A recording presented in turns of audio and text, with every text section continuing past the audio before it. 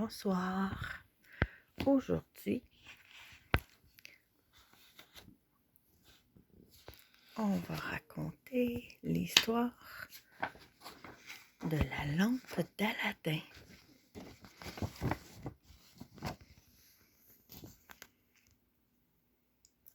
Il était une fois une veuve qui avait un fils nommé Aladin.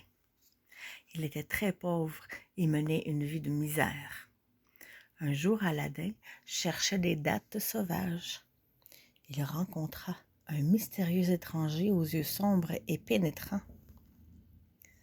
Celui-ci lui fit une étrange proposition. « Aimerais-tu gagner une roupie? »« Une roupie? Je ferais n'importe quoi, monsieur, pour une telle récompense. Tu dois seulement descendre par une trappe qui est trop étroite pour moi, dit l'étranger. Le garçon se faufila sans difficulté par la petite ouverture. Ses pieds trouvèrent un escalier aux marches étroites. Aladin descendit lentement.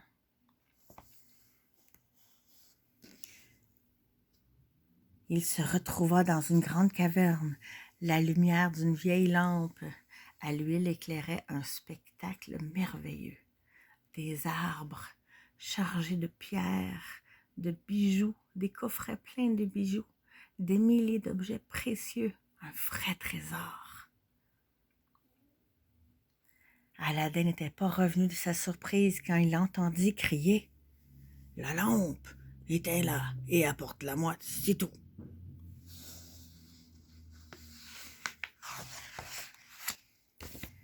Il prit donc la lampe et revint vers l'escalier. « Donne-la-moi, hurla l'homme avec impatience, je suis un grand magicien et tu dois m'obéir. » Aladin, effrayé et méfiant, refusa. « Alors, tant pis pour toi. » Et d'un coup sec, le mystérieux étranger referma la trappe sur Aladin, sans s'apercevoir qu'il avait laissé tomber une bague. Aladin resta dans l'obscurité la plus profonde. Ayant senti la bague sous ses pieds, il la ramassa et l'enfila à son doigt. En la faisant tourner, aussitôt, la caverne s'illumina dans un nuage rose, apparut un énorme génie aux mains jointes.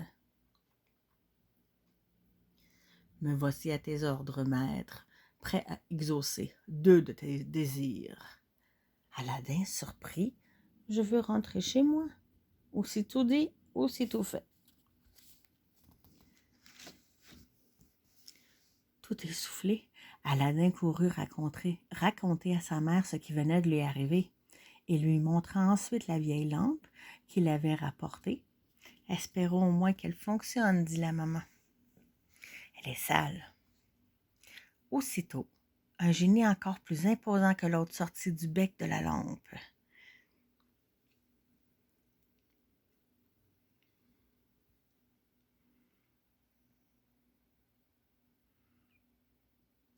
« Me voici pour vous servir. » Le génie s'inclina respectueusement et attendit de connaître leurs désirs. Muette surprise, Aladin et sa mère regardaient l'étrange apparition. Le génie répéta « Ordonnez, je suis à votre service. »« Apportez-nous un bon repas, » dit la mère d'Aladin, et ce fut fait immédiatement. Ding.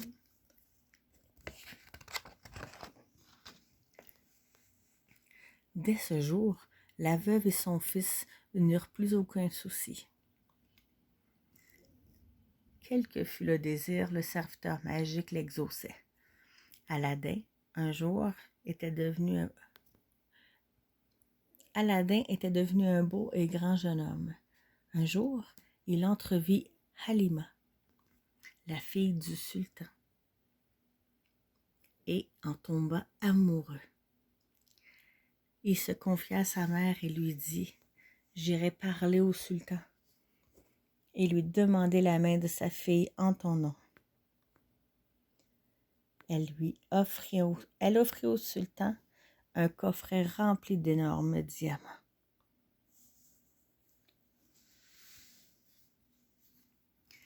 Si votre fils veut épouser ma fille, dit le sultan à la mère d'Aladin, il devra m'envoyer demain 40 esclaves portant chacun un coffret rempli de pierres précieuses. Je demande en plus que le cortège soit escorté par 40 soldats. La mère d'Aladin rentra chez elle. Quand elle eut rapporté les désirs du sultan, Aladin prit la lampe, la frotta et demanda au génie aussitôt apparu d'exaucer l'incroyable demande. Le génie battit 3 fois des mains et, comme par enchantement, apparut l'un derrière l'autre les 40 esclaves, avec leurs précieux coffrets, puis les 40 soldats d'escorte.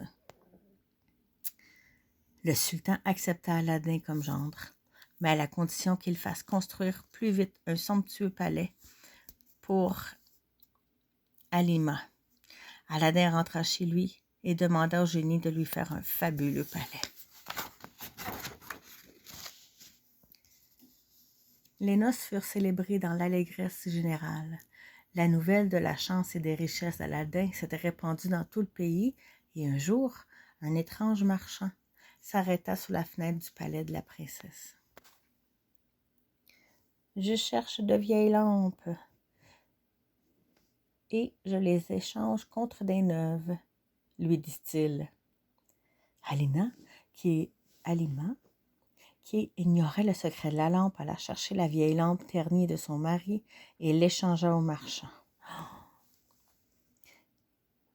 C'était en fait le mystérieux magicien qui était revenu. Avec la lampe, il possédait désormais les pouvoirs du génie. Il s'empara de tous les biens d'Aladin et ordonna que le palais et la princesse soient transportés dans un pays lointain.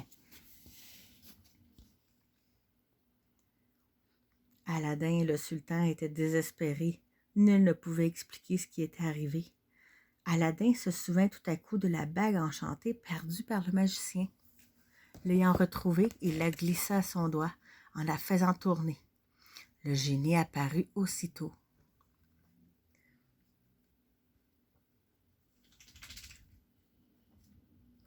« Conduis-moi à l'endroit où est mon épouse, ordonna-t-il. Cela fut fait en un éclair. Il se trouva à l'intérieur de son palais. Caché derrière un rideau, il vit alors que le magicien qui se faisait servir par Halima. « Psst, psst, fit-il doucement. Aladin, c'est toi? Silence, prends cette poudre et mets-la dans son thé. » Peu après, le magicien tomba dans un profond sommeil. Aladin chercha la lampe partout et finit par la trouver derrière le gros coussin sur lequel ronflait son ennemi. « Enfin !» soupira Aladin, et il frotta la lampe avec force. « Bonjour, maître, je suis bien heureux de vous revoir, » dit le génie. « Pourrais-je faire quelque chose pour vous? »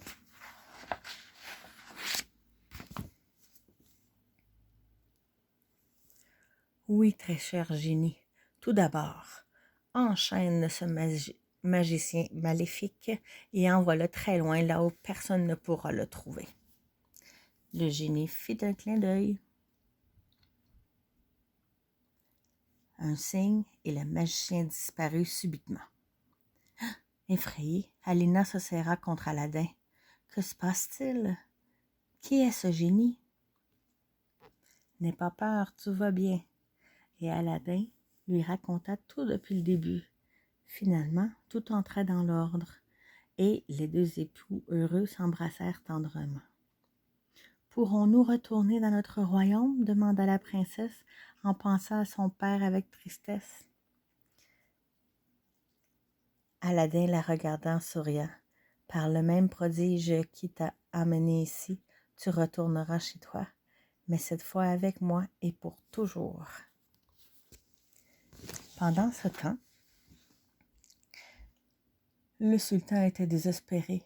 Sa fille, le merveilleux palais et son genre avaient disparu. Personne n'espérait plus les revoir. À ce moment, très loin de là, Aladin frotta de nouveau la lampe et ordonna « Emmène-moi, mon épouse et tout le palais dans notre pays. »« Tu seras exaucé à l'instant, maître, » répondit le génie. Et au claquement des doigts du génie, le palais s'éleva dans le ciel. Peu après, Il se posa doucement à l'endroit où il était auparavant. Puis Aladin et Halima coururent embrasser le sultan. Aujourd'hui encore, dans ce lointain pays, on peut visiter des ruines que chacun dit être celles du palais revenu du ciel. La fin.